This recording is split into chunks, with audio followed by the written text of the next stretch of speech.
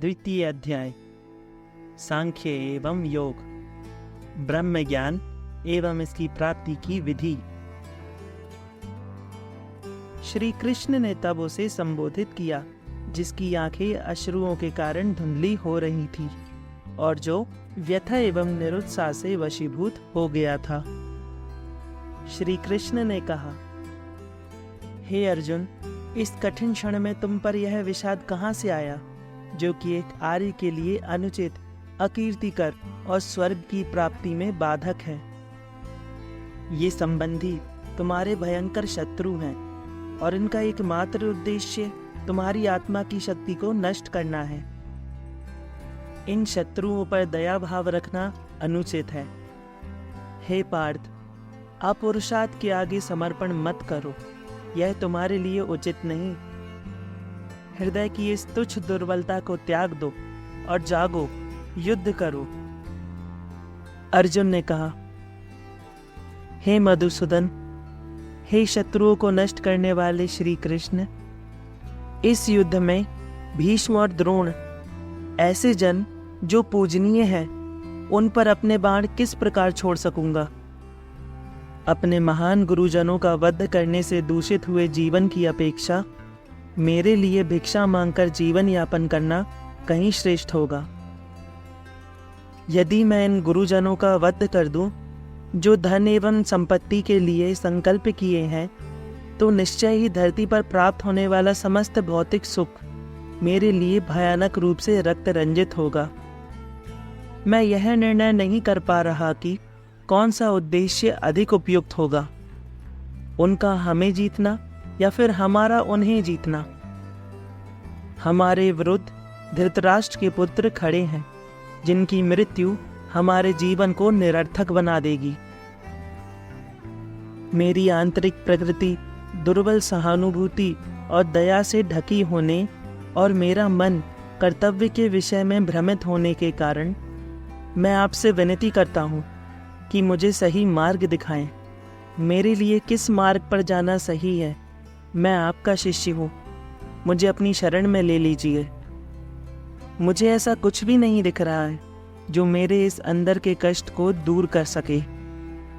धरती पर सबसे बड़ा राज्य और स्वर्ग के देवताओं का अधिकार भी इसे ठीक नहीं कर सकता।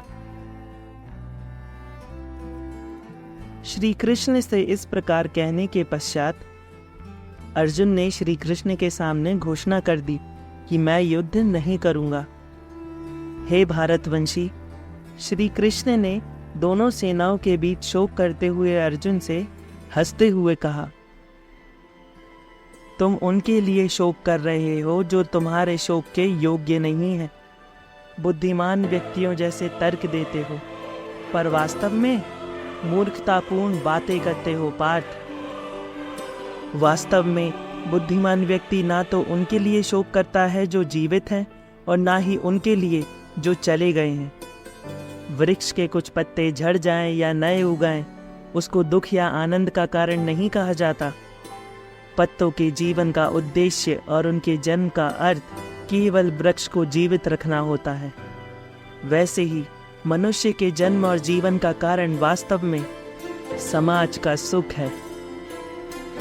ऐसा नहीं है कि मैंने, तुमने और इन अन्य राजाओं ने पहले कभी भी जन्म नहीं लिया, और ऐसा भी नहीं होगा कि भविष्य में हम में से किसी का भी अस्तित्व ना रहे।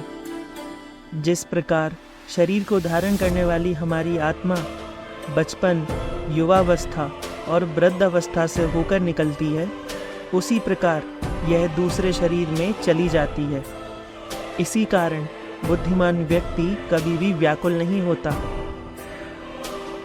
हे पार्थ, सर्दी और गर्मी, सुख और दुख के विचार इंद्रियों से उत्पन्न होते हैं। ये केवल कुछ समय के लिए हैं।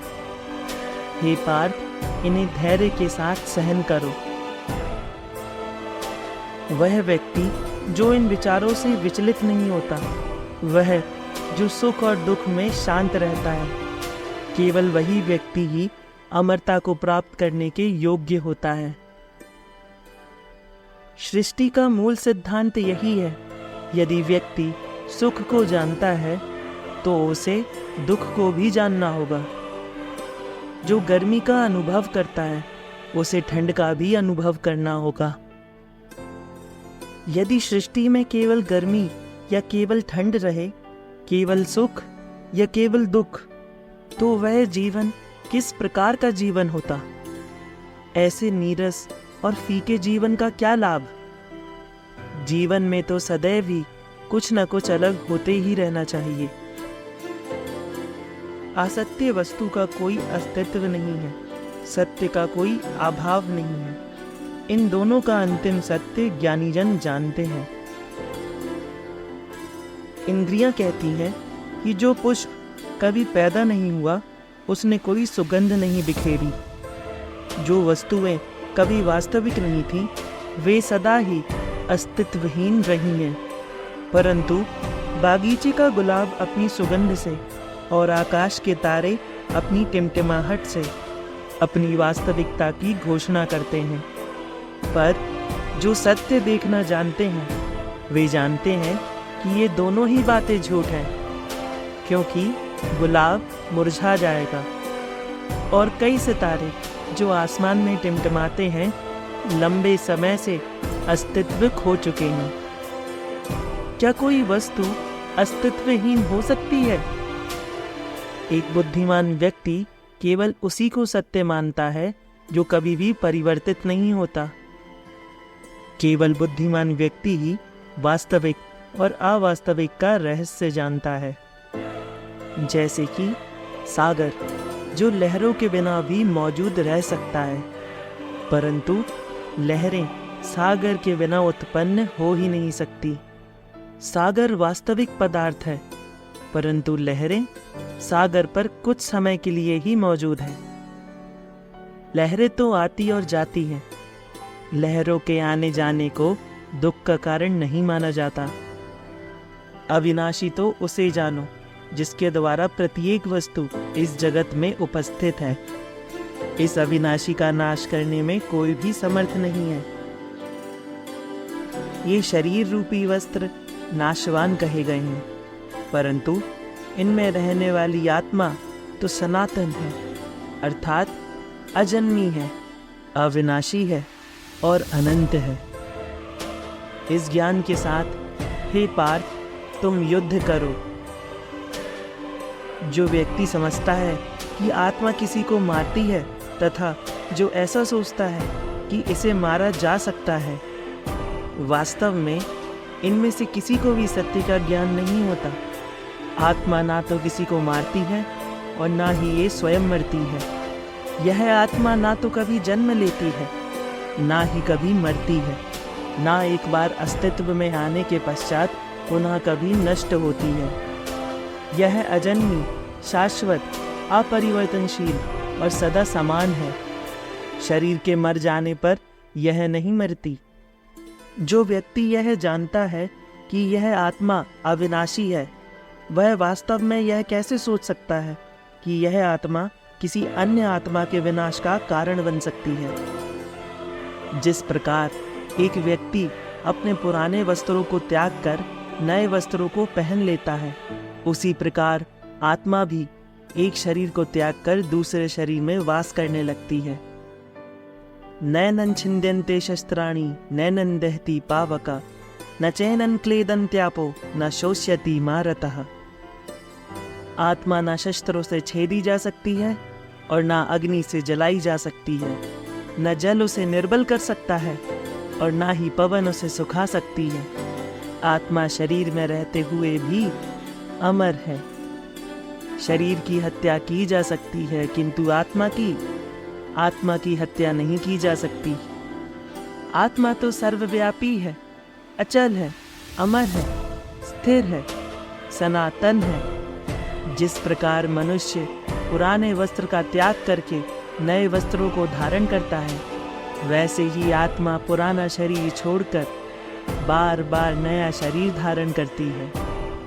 यदि तुम इस आत्मा को सदा जन्म लेने वाला तथा सदा मरने वाला मानते हो, तो भी हे अर्जुन, तुम्हें इसके लिए शोक नहीं करना चाहिए, क्योंकि जिसने जन्म लिया है उसकी मृत्यु अवश्य होगी।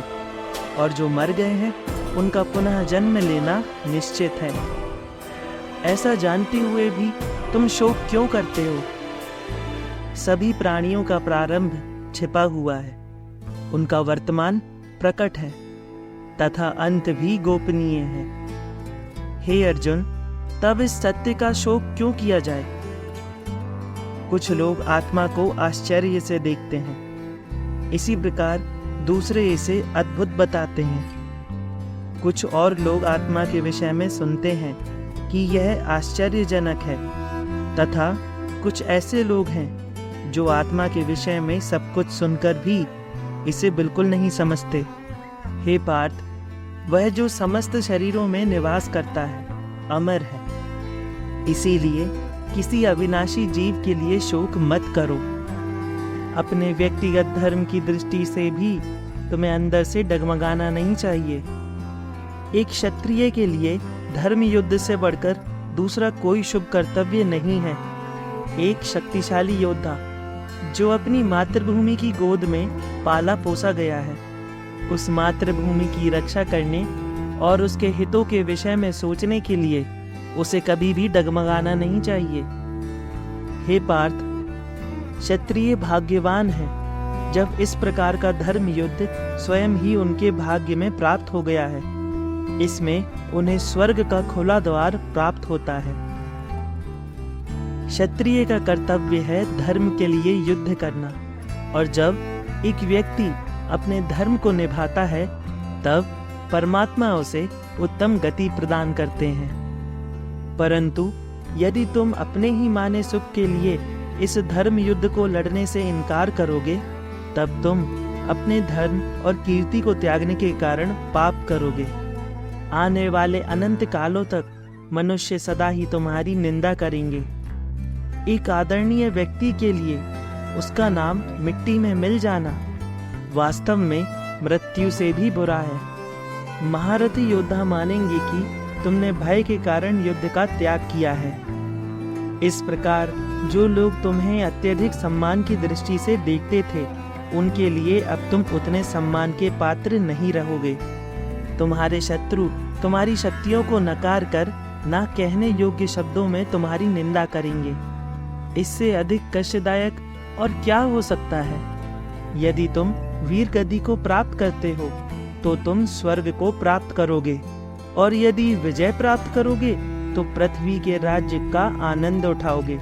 इसीलिए हे पार्थ, उठो और युद्ध के लिए सज्ज हो जाओ। सुख दुखे समय कृत्वा लाभा लाभो जया जयो ततो युद्धाय युजस्व नैवं पाप मवाप्स्यसि। अर्थात सुख दुख को समान मानकर लाभ हानि जय पराजय का विचार किए बिना यदि तुम युद्ध करोगे कौन्तेय, तो तुम पाप के भागी नहीं बनोगे। इसी को कर्म योग कहते हैं। जो सांख्य का ज्ञान प्राप्त कर लेता है वो ये जान जाता है कि वो शरीर नहीं, केवल एक आत्मा है। शरीर के भोग और अनुभव तो केवल मृत्यु तक है, अर्थात वास्तविक नहीं, केवल माया है। उसके लिए कर्मयोगी बनना सरल हो जाता है। मैंने सांख्य का परम ज्ञान तुम्हें स्पष्ट किया है, परंतु अब तुम्हें योग के ज्ञान के विषय में भी सुनना चाहिए। हे पार्थ, इसे धारण करने के पश्चात तुम कर्म के बंधन को भी छिन्न भिन्न कर दोगे।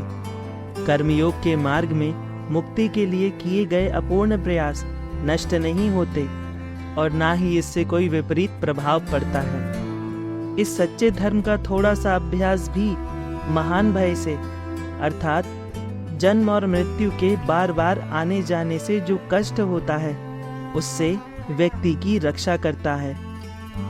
हे अर्जुन, योगी अपने मन को ईश्वर पर केंद्रित करता है, किसी अन्य वस्तु पर नहीं। सुख दुख जय पराजय इन वस्तुओं पर तो वह दृष्टि भी नहीं डालता। इसीलिए योगी अपने जीवन के महान लक्ष्य तक पहुंच जाता है, जबकि वह मनुष्य जिसका मन चंचल है और इन सब चीजों के पीछे ही भागता है, वह व्यक्ति वास्तव में सब कुछ एक साथ पाने की लालसा में निष्फल रह जाता है। उसको किसी भी प्रकार का सुख प्राप्त नहीं होता।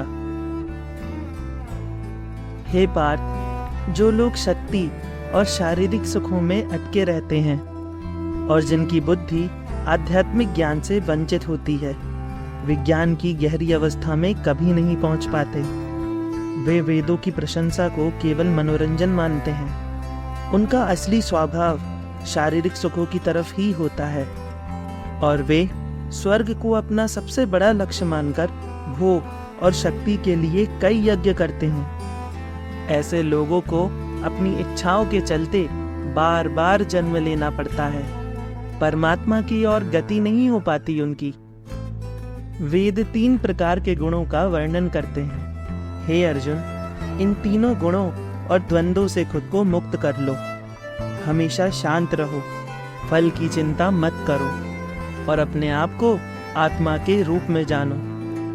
वह ब्राह्मण जिसे परम पवित्र ज्ञान यानी ब्रह्म का अनुभव है, शास्त्रों में ईश्वर के वर्णों का अध्ययन करना वह अनावश्यक समझता है। जैसे बाढ़ आ जाने पर जलाशय बेकार हो जाता है, ऐसे ही जो ईश्वर के अनंत सागर में विलीन हो गया है, उसके लिए औपचारिक शास्त्रों की जरूरत नहीं। ब्रह्म के ज्ञान को जानकर एक व्यक्ति अन्य सभी ज्ञान के रूपों को कम महत्व देता है। कर्मण्यवाधिकारस्ते मां फलेषु कदाचन मां कर्म फल हेतुर्भु माते संगोत्स्व कर्मणि।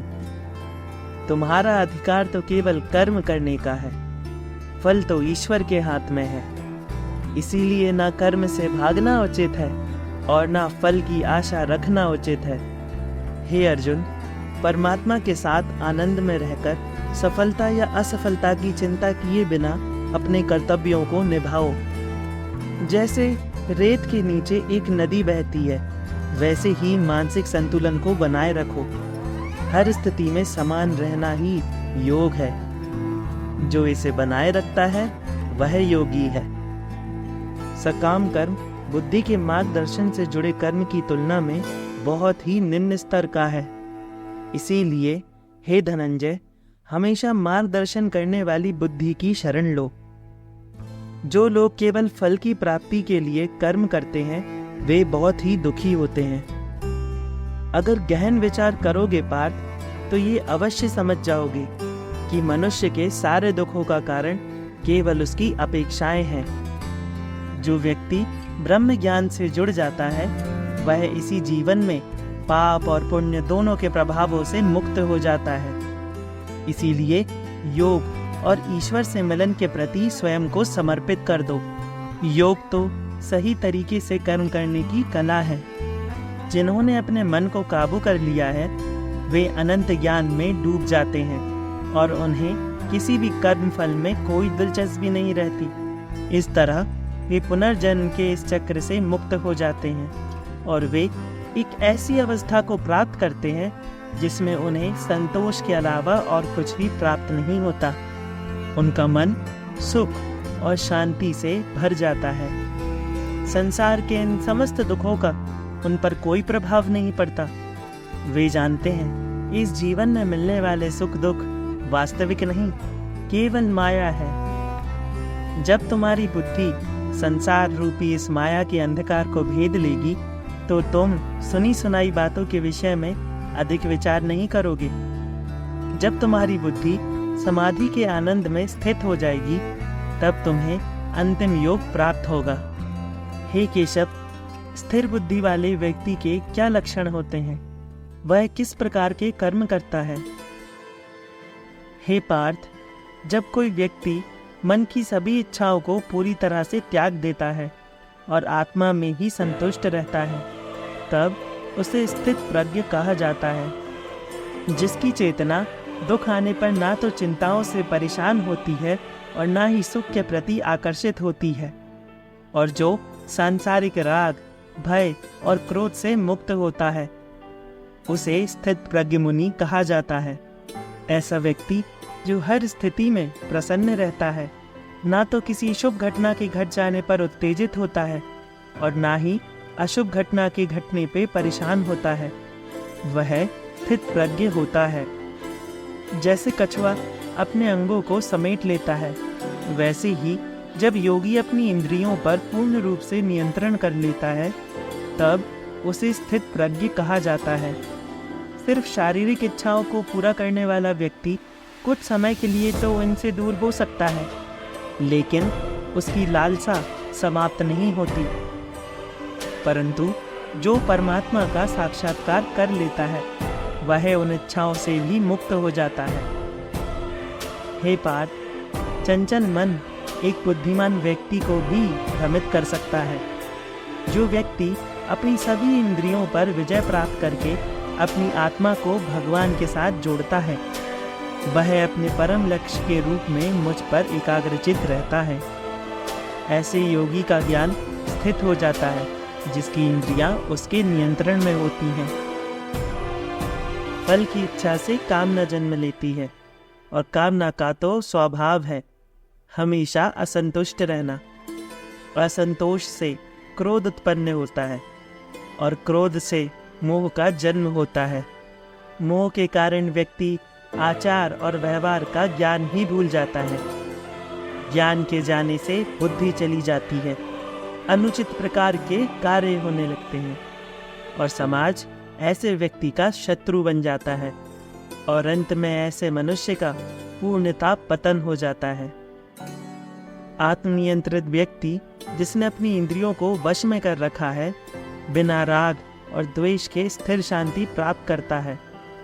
जब एक व्यक्ति अपनी आत्मा को जान लेता है, तब उसके सभी दुख खत्म हो जाते हैं, और इस आनंद में डूबे हुए व्यक्ति सही समझ में स्थित हो जाते हैं। जो व्यक्ति अपनी आत्मा को नहीं जान पाता, उसके पास ना तो ज्ञान होता है और ना ही ध्यान। ध्यान ना करने वाले व्यक्ति को शांति नहीं मिलती। बिना शांति के व्यक्ति को आनंद कैसे मिल सकता है? जिस प्रकार पानी में चलने वाली नाव तूफान के कारण अपने रास्ते से भटक जाती है, ठीक उसी तरह जब व्यक्ति का मन चंचल इच्छाओं के वश में होता है, तो उसका विवेक अपने सही मार्ग से भटक जाता है। हे अर्जुन, जिसका इंद्रियों पर पूर्ण नियंत्रण हो गया है और जो विषयों से मुक्त हो गया है, वही व्यक्ति स्थित प्रज्ञ है, अर्थात स्थित बुद्धि वाला है। जो सब प्राणियों के लिए रात है, वह उस व्यक्ति के लिए जिसने अपनी इंद्रियों को वश में कर रखा है, उसके लिए जागृति है। और जो साधारण मनुष्यों के लिए जागृत अवस्था है, वह परमात्म तत्व को जानने वाले के लिए रात के समान है। जैसे एक विशाल समुद्र जिसमें कई नदियों के मिल जाने से भी कोई परिवर्तन नहीं होता, ठीक वैसे ही वह व्यक्ति जो अपनी सभी इच्छाओं को अपने भीतर समाहित कर लेता है, अर्थात अपनी सभी इच्छाओं को त्याग देता है, वही व्यक्ति संतोष को प्राप्त करता है, ना कि वह व्यक्ति जो भोगों की लालसा में लीन रहता है। वह व्यक्ति जो सभी इच्छाओं का त्याग कर देता है और बिना किसी इच्छा के अपना जीवन जीता है, और जो नश्वर अहंकार तथा मैं की भावना के साथ एक रूप नहीं होता, वह परम शांति को प्राप्त करता है। हे पार्थ, यही ब्रह्म में स्थित पुरुष की अवस्था है। इस अवस्था को प्राप्त करने वाला कोई भी व्यक्ति दोबारा कभी भी भ्रम में नहीं पड़ता। जब एक व्यक्ति अपने जीवन की आखिरी श्वास ले रहा हो, उस क्षण में भी यदि एक व्यक्ति इस अवस्था को प्राप्त कर ले, तो वह ईश्वर के साथ एक होकर मोक्ष को प्राप्त करता है। यही ब्रह्म विद्या का प्रथम चरण है पार्थ। तुम भी ये जान लो पार्थ कि तुम शरीर नहीं, केवल एक आत्मा हो। इस रणभूमि में उपस्थित प्रत्येक योद्धा वो नहीं जो तुम उन्हें मानते हो। कुछ समय के लिए इन सभी ने शरीर में वास किया है। इनके शरीर मरेंगे, किंतु ये सब अमर हैं। वो पुनः नया शरीर धारण करेंगे। जब तक खुद को परमात्मा के अंश के रूप में जान नहीं लेते, जब तक अधर्म का त्याग कर कर धर्म में दृढ़ नहीं होते, तब तक ये जन्म लेते और मरते रहेंगे। यही ब्रह्म विद्या का प्रथम पाठ है पार्थ। जिसका जन्म हुआ है वह अवश्य मरेगा, और जो मरता है वो अवश्य फिर से जन्म लेगा। इस महाज्ञान को सांख्य योग कहते हैं। इस प्रकार हमने श्रीमद् भगवत गीता के 2वें अध्याय का समापन किया। आगे के अध्यायों को जानने के लिए हमारे YouTube channel the Hindu script को सब्सक्राइब करें और बेल आइकन को दबाएं